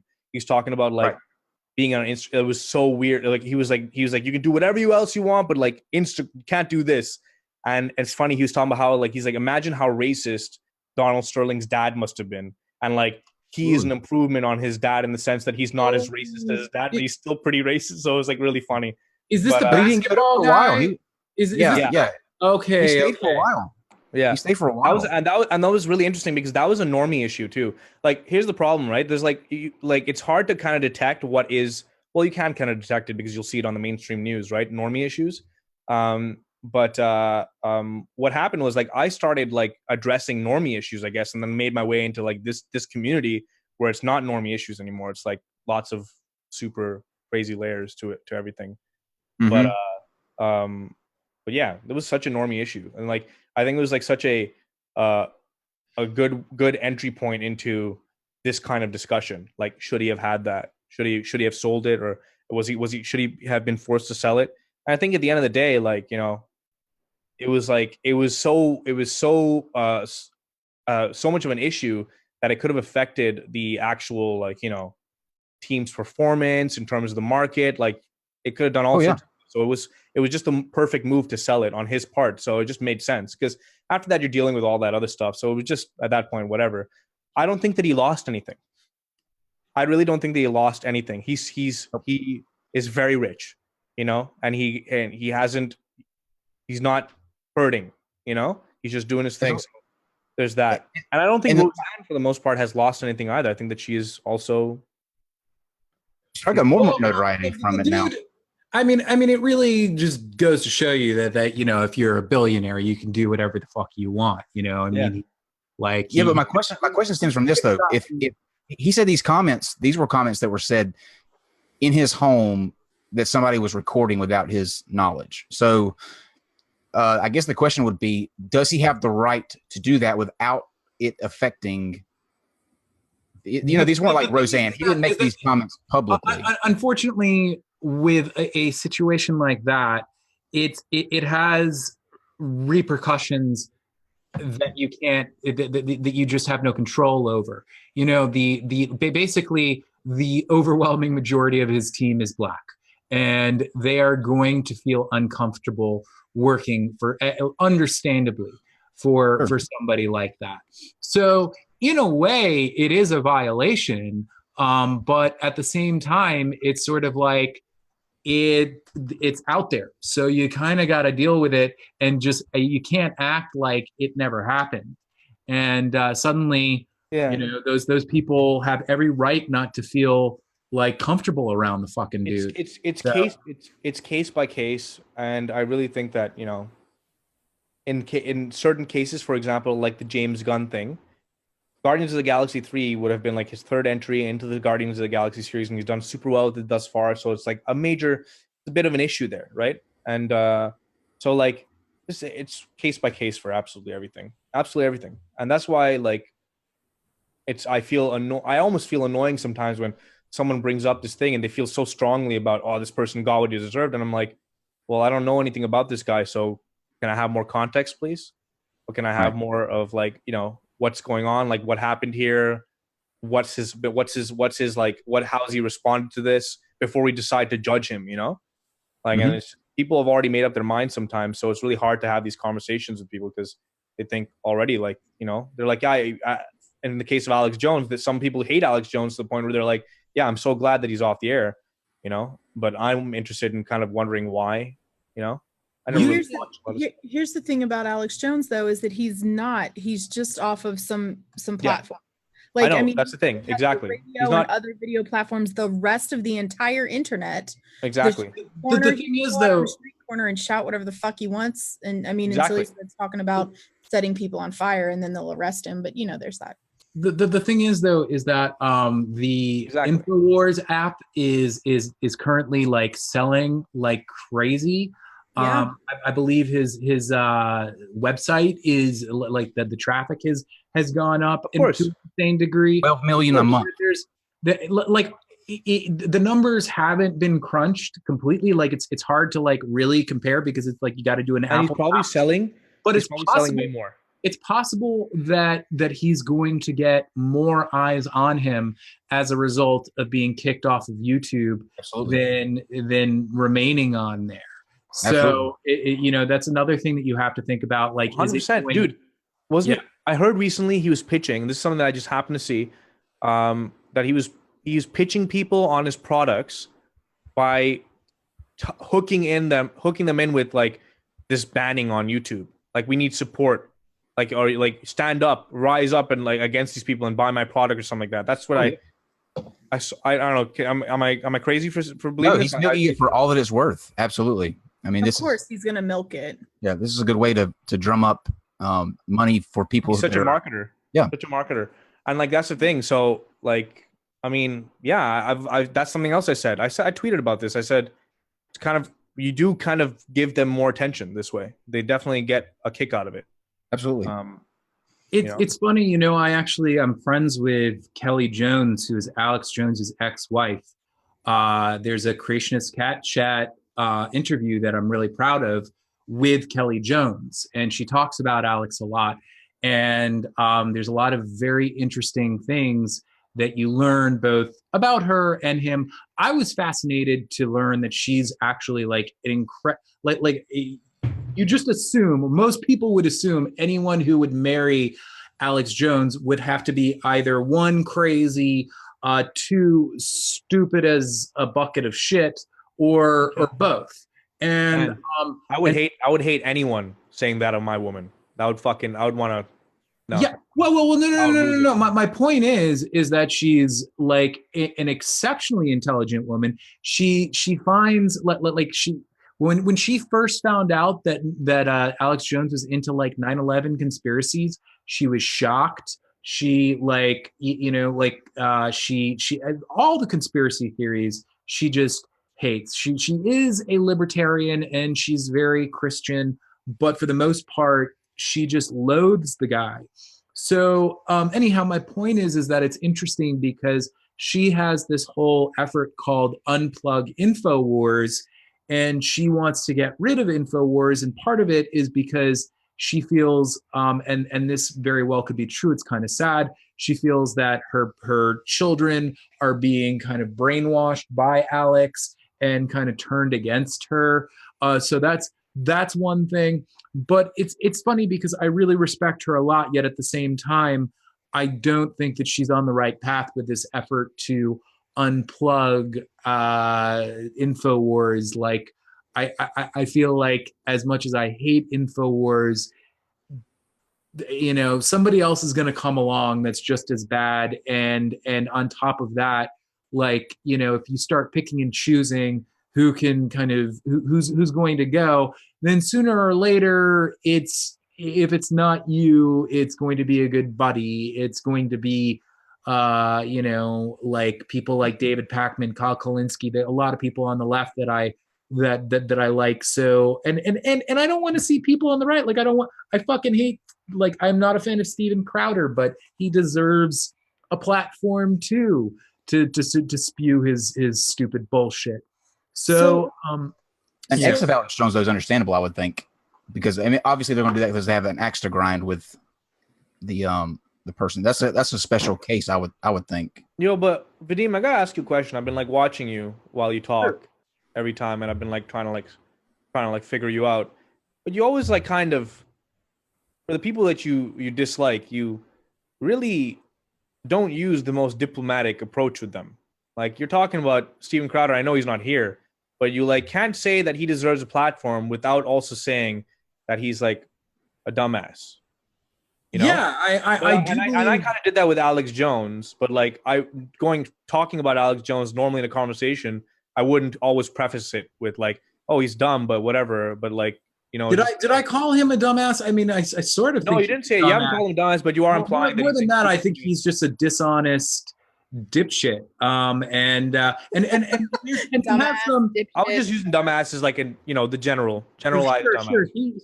I would say, like, I mean, the best thing that I'd say about him is that he has like decent comic timing.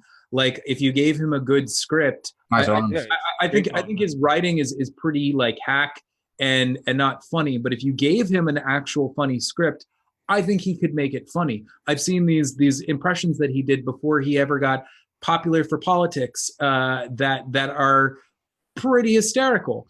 And so yeah, I do dig into people who like certain people who I think are really kind of have a destructive force in like both politics and just dialogue in general. People who also kind of I mean, there's dialogue in general. Do you not feel like this? Who would you say on the left is really conducive to a bigger rift? Everybody on the left is super ready to make things good. There are certainly some people on the left that I'm not crazy about. I think that it's apples and oranges. I think that can you talk about someone on the left? Sure. Can you give me an example? I mean, I would like. There's no one that like that. That's part of the thing. There's no one who is as bad as like Steven Crowder on the left, really? In my opinion. Oh yeah. However, there are people like Jimmy Dore who despite the fact that I think that every now and then he might say something that has some value, I think that he I feel like you are a little bit more lenient to the left. And respectably so, because you are absolutely. I don't. But you're totally ignoring the bullshit behavior on that side, and it's frustrating. And that's the thing, and that's why I don't want to talk politics, because there's people who just want to ignore the shit that's happening on their side, and I don't care. But I don't. But I do not. I absolutely do not discount any of like the bull. Like I have already mentioned that I mean I think that Antifa is more than just like Berkeley protesters. Fuck Antifa. But anyone, anyone, Antifa is not part of the question here. Okay, we're talking about us. Antifa sucks. Nobody cares. Like Antifa also dead meme. The people that I'm talking about are like people that you are close with, that have behaved very shittily in the past, and yet you're totally cool with that because you haven't mentioned it, by the way. You haven't mentioned it because here's the interesting. Are you talking? Are you supposed to have a conversation with on this channel? Who do you want me to have a conversation with before Vadim? I'd like to know. Are you talking about some of these Dusty. people? Dusty. So wait, what? And who tried to contact Dusty? I want to know who tried to contact Dusty so that he could talk to me. That was KC. That was me. Cool. And what was his response? Well, he wanted to have it on his channel or nowhere because he wanted to be able to make money off of it. Exactly. Isn't that very cool? That's the kind of behavior that we need. Yeah. Yo, how about we do this? Let's that's the best way to start dialogue. I want it to be on my channel because I need to make money. It's not about money for me. That's the interesting thing. It's not about money for me. And the reason why I agreed. Well, how is it about money for me? Vadim, that's the reason why I agreed to have this conversation with you, Vadim, is because I know it's not about money for you because you're here, which is very cool and I appreciate that. But you are ignoring the shitty behavior that's present on that side, and it's shitty. Look. You know, there are a lot of people who I'm friends with who I think we just disagree with whether or not they're shitty people or like, you know, you have to be a little more you have to be a lot more specific not about shitty people. Certain I don't think Dusty. When it comes to Dusty, I have no clue what like I'd have to talk with him personally about the matter to really like understand. There are times where I feel like Dusty has really kind of laid it on thick, but I understand where he's coming from. I understand his like how pissed off he is with like the general zeitgeist and the YouTube community in general. So like he and you know what, and there are things that he said that I have found fucked up. Dusty's I have criticized him for things. He's just a bad marketer. What? Dusty is a bad marketer. He's a bad marketer trying to play at politics. That's what he is. And the fact that he didn't want to show up in a normal conversation and have a conversation is just indicative of the kind of. I think that is one. I think that is I have no clue what he would have to say about this. So I'm not going to presume to talk to for him. However, however, I really like. He's made some really excellent videos. He makes really excellent. I'm sure. And they're entertaining too, right? Really excellent entertaining on Twitter, and he also pisses people off. Sure, which is kind of entertaining. And I think that like there is some utility to some of the people that he pisses off. I agree. That's why he's kind of entertaining. I understand. But when someone's holding on a hand, Vadim, someone's holding on a hand like this, he's like, hey, please shake my hand. I want to talk to you. And then they say things like, no, I'd rather not talk to you on that channel, even though they're going to totally facilitate. We don't have to worry about anything. I want to make money off this. That's the first thing. It's kind of weird, and I didn't have a problem. I don't know how much trust he has with you. I don't know. Like, I mean, there could be so many factors. I'm the most public human being on the planet. Like, I'm so fucking public about the shit that I do. It's like, trust. Again, like I think it's unfair to put me in a situation where I have to be like. I'm not asking you to defend him. I'm just saying that you need to be a little bit more critical of your side. I happen to I do respect the guy. And I have had problems with the guy, but overall, yes, I do respect the guy, and I know that there are a lot of people who have huge problems with him, and that's their thing. As for most of the people that I am like, there's no one that I am friends with. Like there are people who like I have sharp disagreements with that I am friends with, but there's no one that I look at and I'm like, this person is fucking shady. And if I did, they wouldn't be friends. If I thought so, they would not be like genuine friends of mine. So I feel the same way about my circle that way, and I can respect that. But I'm just saying that certain behaviors need to be addressed. And look, sometimes people that I know have said things that have bothered you guys frequently, and I'll give them the feedback in private. That's what I do. I give the feedback in private. I'm like, hey, here you go. This is what I think about how you handled that situation. And I'm critical of how the people around me act. And I think that, you haven't really necessarily noticed why people like me are very defensive of when engaging people like you. So here's the other thing. I have because I met Rational Disconnect at VidCon. Can you tell you about that? What? I met Rational Disconnect at VidCon. I think he mentioned meeting you briefly. I met him at the fountain, and I had a longer conversation with him than I had with anybody else over there for during that period of time. And I was actually very happy to meet him because he seemed like such a very normal, very nice guy. And it was like, this was great. And so what I'm trying to say is that, like, there's obviously good people on your side. I think they're great people, actually.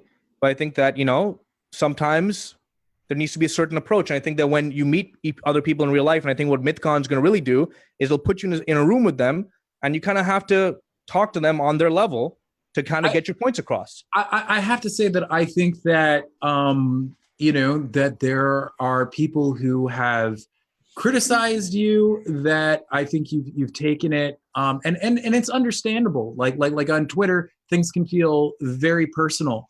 And it's like, like people who have pissed you off, there's a very good chance that they had like some sort of point to what they were saying that either that you didn't take into account, or it's very easy to kind of misunderstand where somebody's coming from. And you know what, I'll be honest, like I have friends who are who are like that Bunty guy is not cool, and you're someone that I completely forgot about the Bunty guy, by the way, until he brought him up. I'm sorry. I'm mixing up Bunty and Bunty. But my point is that I'm also like you. I try and see like the best in people, and like for a while, you and I we're getting along decently here. For a while, you and I, even though that we had some issues, there was for the most part, a respectful dialogue between us. Up until I posted a photo with Roaming, and you asked me if I fucked her. Then I was like, "Who is this guy, and why did he say that?" No. Okay. Well, two things. One, you apologize for that. I was actually I'm glad you brought that up because I I definitely, first of all, I apologize for that, but I will apologize again because like Twitter apologies can kind of seem kind of like first of all, it was a joke. Back when I used to do punk rock heavy metal karaoke, people used to sing 666, the number of the beast, and at the end of the song I would say, hey, you got the beast number, are you gonna fuck her, bro? Are you gonna fuck her? So basically I when I was saying that to you, it was a very tasteless joke. I wasn't super offended. She was offended, but then I was like, this guy's trying to antagonize. And then I was like, wait a minute, this is kind of right. No, you're totally right. You're totally right.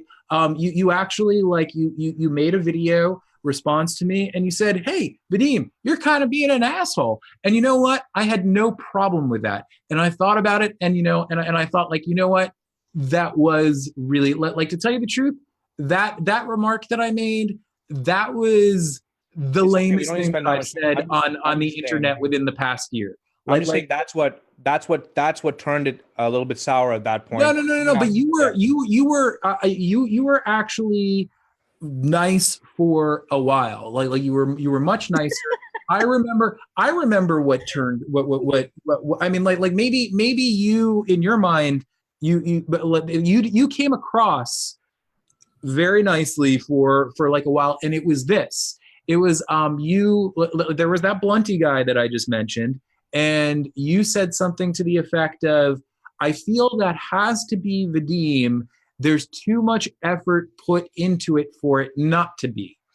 And that got and I was and I don't have a problem with that Bunty guy. I mean, he can be a little over the top sometimes, but honestly, one of the worst parody accounts I've ever seen of me ever. Doesn't even know me. He so weird. I have to admit he does crack me up, and he's much more than a parody account these days. He does all sorts of tweets, but Okay, but basically guys, like what? Guys, go ahead and wrap this up, and then Bunty can respond, and then we'll get to super chats to see if there's any questions or whatever. Okay, and we'll try to okay. Well, that and then go ahead and finish what you were talking about. Okay, so that got several retweets and like over 100 favorites. And there were literally 4 or 5 people over the course of the next week who were like, where I was in conversations, and they would say like to the person that they're talking to, like this guy has like sock accounts, and like or I'd see Bunty talking with somebody, and people would be like, "That's Vadim Newquist," and so yeah, no, I made a mistake there. Yeah, no, that's not. I didn't do the right thing. Obviously, I was. It wasn't the biggest deal to me, but I called it out, and finally, like after seeing it a few times, I was like, "Hey, Bunty, this is like the fallout of you saying that." And your response was like, you know what? I get that shit all the time. I don't really give a fuck. I mean, you did say like, you know what? To your credit, you did say, you know what? That's not Bunty King. That I know that. But then you kind of just did not give a fuck, and you were just like, because that shit does happen to me all the time. Everyone's always saying something crazy about me. Your attitude was just like, fuck off. I'm glad you had to. Honestly, I felt like you had to deal with something that you hadn't had to deal with before, or you had to deal with before, but you. I deal with that shit all the time. I mean, like, what are you kidding? Like, I get so much shit from people on Twitter. That's how I felt. That's how I felt at the moment. I'm just telling you how I felt. Was it right? Probably not, but it felt like that, and I was like, "Fuck it, man. This is what I get." I want to say one thing real quickly, and before we wrap up. I mean, because I don't know how long you've been around. I'm a baby. I don't know any. There was this perception of me for a long time, because of the fact that I kind of became popular with a certain group of people. There was this idea that like I was very anti-SJW, and that was never really the case. And as people got more and more kind of wrapped up into all of that, and I started feeling like it was really just kind of silly, I started calling people out on that very, very slightly, not that much. And then Crowton T made a video where he called me out as as an SJW, and I lost 5,000 subscribers within like just a few days. Well, maybe like a few weeks. And you know, and to some people, like ever since then, I've just been this like, you know, like just. I've never once thought that guy's an SJW. So okay, well that's cool, but I'm telling you, the reason why I'm bringing it up is because, and I don't really give a fuck, because most of these people who say these things to me are idiots. And to tell you the truth, at the end of the day, like I'm for most things that social justice is for. Like I don't have a problem. Like I have a problem with some of the methods that some people in social justice have, but I'm not like, you know, like I'm not anti-BLM. I'm not anti-feminist. I'm not anti a lot of things. And so, yeah, so I'm just letting you know that I get shit constantly, and from people for supposedly being some like crazy rabid SJW that believes in like, you know, like somebody was telling me earlier that I like believe that there are 50 million genders and things like that, which I don't really care if people think that. I mean, it's not a big deal to me, but I don't believe it myself. So anyway, just letting you know that I get shit, dude. Yeah, I mean, but do you guys think that I don't get shit from the right? I think we all get sure. shit all the time. We need to wrap up, guys. I think we all get shit all the time as YouTubers, as content creators, as people out there in social media. We all get shit. I mean, just this week, somebody told Godless Engineer that they hope he dies soon. Someone has told Holy Kool-Aid that killing him would give his life meaning. So, you know, we all catch shit for stuff that we say. Sometimes we say wrong shit and we catch shit for that. We admit it and we catch shit for admitting it. So, you know, this is just stuff that we all deal with. It sucks. Sometimes it's really cool to have a good community of YouTubers that kind of understand the stuff that we go through, because it's different. It's different than what people in the chat go through. It's a different life for us. So I think we all have those kind of things and a little bit of understanding. While I get the whole SJW side of maybe you shouldn't always pal around with alt-righters or whoever, but I also get no, I'm not saying that you do. I'm not saying that you do, but I also, but I'm just saying in general. But I also understand the importance of bridging the gap, and so that people, because having the conversations I think are important. But you know, so there's good things on, and again, I am not against having conversations. Oh, I know. It's just the manner in which the conversations are had that I care about. Yeah. And there's a good example of that with Bunty King, because I remember the first time you came on Bunty King, you were talking about you had such a fun time. I don't even know anything I said. I'm pretty sure I said complete nonsense. No, it was great. I say things and they just disappear. They go out in the air and that's it. And the good example that ties into this is that you were telling us the story about how you went and met someone that, he would say racist things, and you sat and had dinner with the guy, and by the end of it, and by the end of it, you guys had a wonderful conversation. So I mean, I think that stuff and you get more done, I think, with situations like that than you do fighting each other. You know, 100%. across the board, it's more effective. So are we ready? Are we ready to get to super chats? Sure, go for it. Yeah, real quick. Let's do super chats. Dave, you want to read those? I didn't know I was going to be doing that, but anyway, I thought Caitlin was going to. I'll pull them up. We got to include you, Dave. All right, I'll pull. Yeah, I haven't been watching the chat. Give me 1 second here. Okay. But yeah, thanks to both of you for coming on. I think that I think you guys, after having this conversation, I think you both agree a little bit more than each of you thought with the other. I mean, I don't have anything against Vadim. I just don't. Yeah. Yeah, you know, I mean, I kind of went into this thinking that we'd have more areas of agreement than disagreement, because I know that Bunty is not anti-free speech. And you know, I thought maybe he'd think that I was a little more anti-free speech than he. I don't, Vadim. I don't know anything about you. So that's you know, cool to see that he doesn't assume that. Yeah, Vadim, I don't know anything about you. I don't know anything about anybody. So I can't go I only go based upon how they treat me. That's why this whole thing, there's this bit of this meme is oh, you're just gotta be nice to Bunty, and then Bunty's gonna be nice to you. It's well, duh. If I don't know who you are and you're being nice to me, I'm gonna be nice to you. You know, well, Bunty, tell people that you were nice to me. It's just that simple. But Bunty, it didn't really bother me. But you know, you've called me a gotcha boy many times. You are a gotcha boy. You've called me a rat. You've called me. I call everybody a rat. I'm a rat. Call everybody a rat. That is true. Bunty does call everybody a rat. Everybody's that is a rat. true. He calls everyone in this call is a rat. What's a gotcha boy? Where I've seen people, you call people a rat, have been very dismissive. You called Cult of Dusty a rat. And he's a rat. 100%. That guy is one of the biggest. Come on, he's one of the biggest rats. It's so obvious. He's not going to come off of it. So which is it? It sounds like you want your cake and eat it too. Is this an all-purpose word? What's a gotcha boy? Word. So if there's good rats and there's bad rats, and you know. Okay, I don't think that you were referring to me as I love rat. You know, and I can agree that they're rats, and I think you're one of the good rats. But I think Dusty's a bad rat. Right. You know. Okay. Rat, simple. All right. Rat. I'm So I surprised. call you a rat. And I call like there's this one guy who's been with me since I started YouTube. He's been with me the whole time. He's been my like number one fan. And I call him a rat all the time because he is a rat, you know? Okay. Fat rat on top of that.